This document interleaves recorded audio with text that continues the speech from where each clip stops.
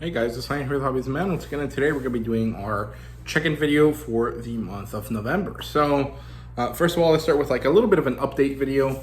I didn't do basically any videos on the channel last week, mostly because I just didn't have time. Nothing serious or anything bad, it's just school was rough.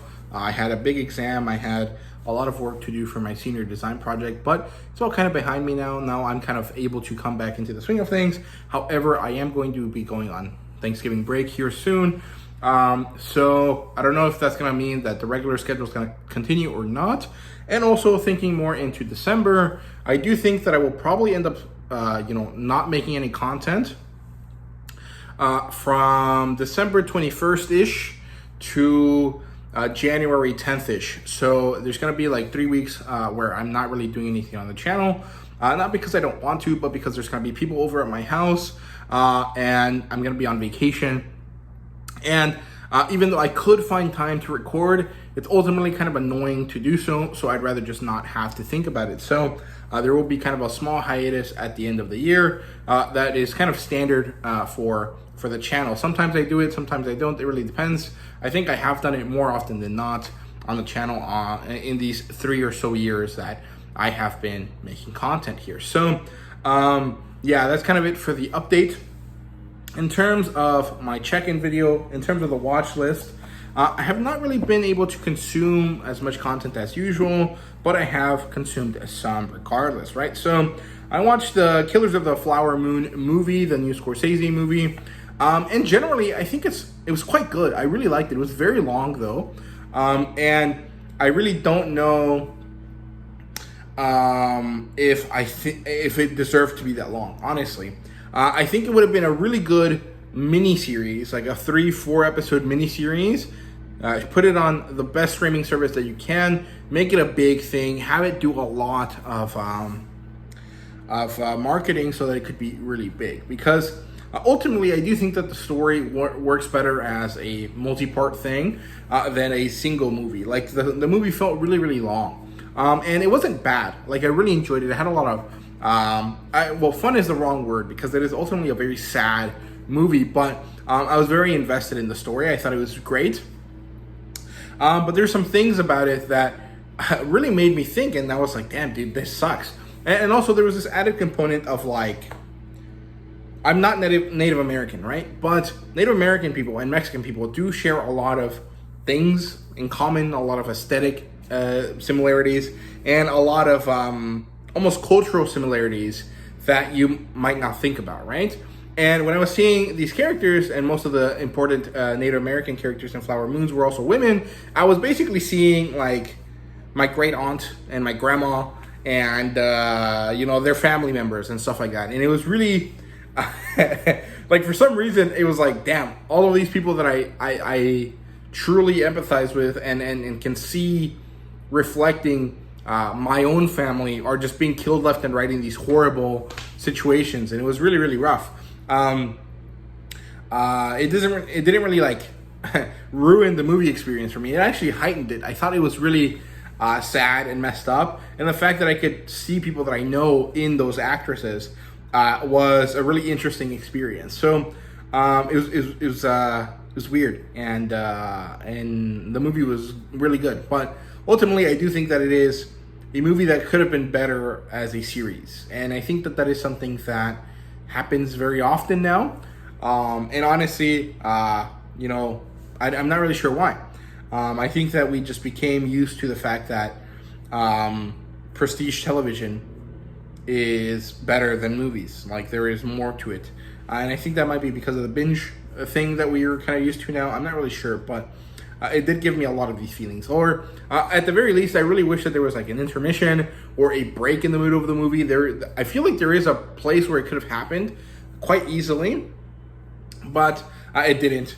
And some of the situations surrounding that feel like it's just ego on Scorsese's part to be like, movie theaters should not have intermissions for my movie.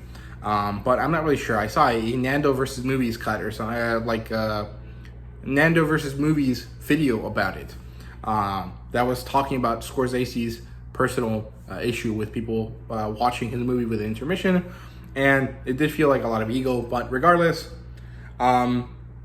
It was a good movie. If you guys have not watched it, I recommend it. It should be on Apple TV here soon, and it's really, really good, but beware, it is kind of a rough sell. So, yeah. Then I watched the first episode of Invincible, season 2. It was great. It was wonderful. However, I do feel that there was a bit of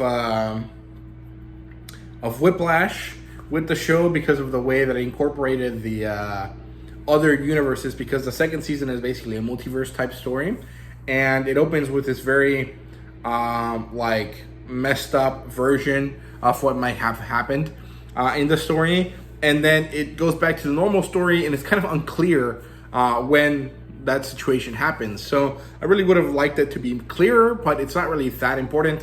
Me and my roommate who were watching it together eventually did realize what the hell was going on, right? So, yeah. Then I watched the first few episodes of The Boys, and it's a great show. I really, really like it, actually. I think it's pretty awesome. It is messed up and fucked up and weird, but it's also really funny and great, and it just is a really interesting look at superheroes, and I like it a lot. Butcher and Huey and Starlight are great characters, and I really love Homelander because he's just so fucking weird. It's like odd as fuck. And like seeing his interactions just gives me like this really weird creepiness factor. It gives me the ick, but also it's just I can't look away, and it's great. I really like what they did with The Boys. I also started watching Star Trek, the original series. I'm not sure why. I guess it was because I watched a bunch of Big Bang Theory a few weeks ago, like last month, and I was like curious about Star Trek, and I started watching it, and it's actually quite good for like a show that's like 60 years old. I've only watched part of the first episode. Actually, I've watched part of The Cage, which is this first episode pilot thing that wasn't supposed to air because it was weird and people didn't like it, but it's on Paramount Plus as the first episode of the show. So I started watching that, and I was like, this does not fit with anything I know about Star Trek. So I did some research. Turns out that it's not really an episode of the show. It kind of is, but it isn't. And so earlier today, actually, I started watching the first episode of the show, which is called The Man Trap, or Man Trap, something like that. And it's quite good. It does definitely have this kind of like old-timey vibe to it. Like it does feel slow compared to modern science fiction shows, right? But there's a certain quality to it that I like a lot. And it's interesting that it's so diverse. Like there's a lot of people that look different and have different vibes to them. And their names are not all necessarily white people names. And it's interesting to see that from something from, so long ago. Because we usually think of that as something modern. And I stopped halfway through the episode. I was right at the end of the interaction between Uhura and Spock, and I liked that a lot. Their outfits are also a lot more attractive than I would think they would be. Like the female skirt outfit that they have for the Star Trek people is really short. And it's kind of like I didn't expect that from that. And the show is definitely about people, and it doesn't shy away from everything that entails, and it's really interesting. But I liked it, so I am going to continue to watch it. But it is kind of annoying that I have the cheapest version of Paramount Plus, and I have like 2 minutes of ads every 15 minutes of the show, and it is kind of annoying. But I will get over it. I will just deal with it at some point. And so that's basically all I watched. In terms of what I've been reading, I have read some physical comic books, and I actually don't have them with me, so let me go get them really quick. Okay, so in terms of single issue stuff, we have Heatseeker number 4. This is the end of the story, and it was quite good, and I love this cover. It's great. It looks awesome. Really, really good stuff. It wasn't the best story. It was not as good as any of the 2 Gun Honey stories, but it is significantly better than many other comic books I've read, so I'm quite happy with that. Then we have The Sacrificers number 4. This one was pretty good.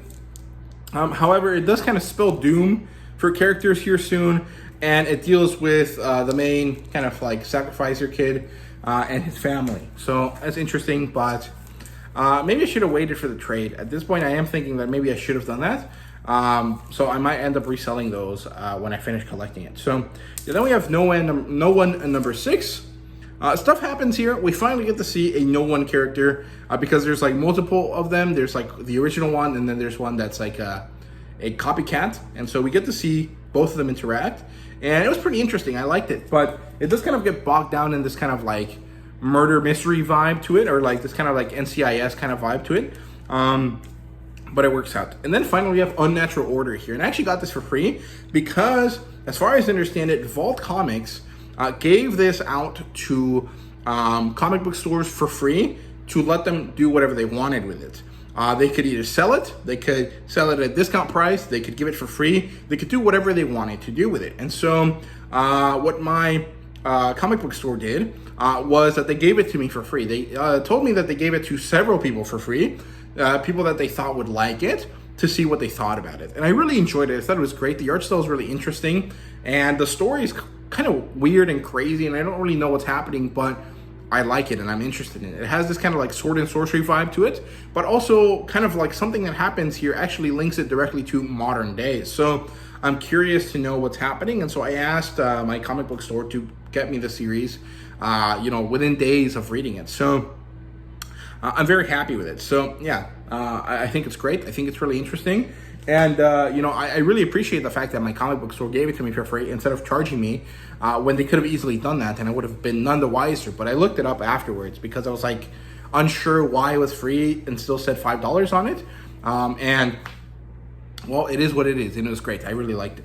So that's it for the single issue comic books. I also read 2 normal comics, like these collected editions. So we have Nor Burlesque. This is a European comic by Enrico Marini. I did a review for it yesterday as of publishing this video, so you guys can check it out. And basically, Nor Burlesque is a noir story. It's a gangster story, and it's all in grays and sepia tones, with red being the only color that pops throughout the whole thing. And it's really, really great. It's a really good story. It does have, your average kind of gangster style vibes. It's a character that comes back from war. He is in love with this chick, and this chick has moved on while he was away, and she is now the girlfriend and wife to be of this gangster that runs this burlesque cabaret place.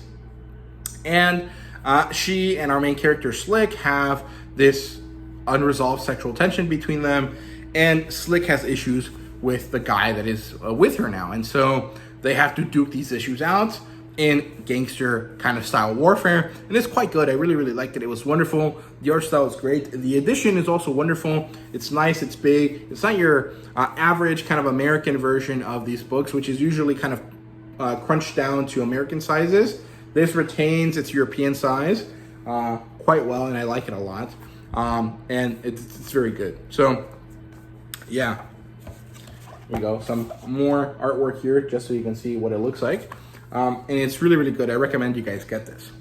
And then lastly, we have Invincible #1 here. This is the Ultimate Collection. It doesn't have its dust jacket on because I find it annoying, but really good stuff. I love this. I started collecting it recently, and I've been reading it, and it's great. This first volume collects the first arc of the story, basically, issues 1 through 13, which kind of are the superhero origin story, and then they are the first major issue in Mark's life.